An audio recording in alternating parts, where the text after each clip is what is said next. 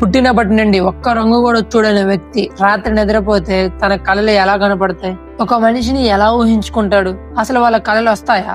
వస్తే ఆ కళలో ఏం కనిపిస్తాయి? మొత్తం బ్లాక్ స్క్రీన్ అయినా లేదా ఇంకేమైనా? ఈ చిన్న ప్రశ్న మిమ్మల్ని ఖచ్చితంగా ఆశ్చర్యపరుస్తుంది. ఇక మ్యాటర్ లోకి వెళ్దాం. కళలు అసలు ఎలా తయారైతాయి? ఈ విషయం తెలుసుకునే ముందు మనం ఒక చిన్న సైంటిఫిక్ ఫ్యాక్ట్ తెలుసుకోవాలి. కళ అనేది కళల నుండి వచ్చేది కాదు, అది మన బ్రెయిన్ నుండి వచ్చేది. సరే, అలా అయినా మనం కళతో చూసేదే కదా మన బ్రెయిన్ లో స్టోర్ అయ్యేది. మరి బ్లైండ్ పీపుల్ ఎలా?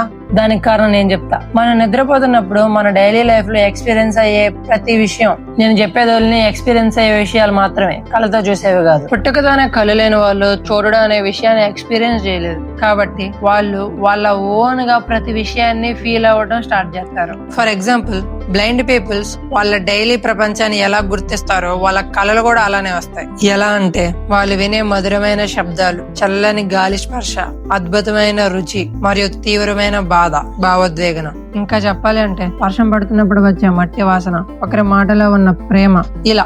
ఇలా వాళ్ళు ఎక్స్పీరియన్స్ అయ్యే ప్రతి దానికి ఒక ఓన్ ప్యాటర్న్, ఇమాజినేషన్ అనేది క్రియేట్ చేసుకొని వాళ్ళ కళలకు అంటారు. అవే వాళ్ళ కళలోకి వస్తాయి. మరి మధ్యలోనే చూపు కోల్పోయిన వారి పరిస్థితి ఏంటి?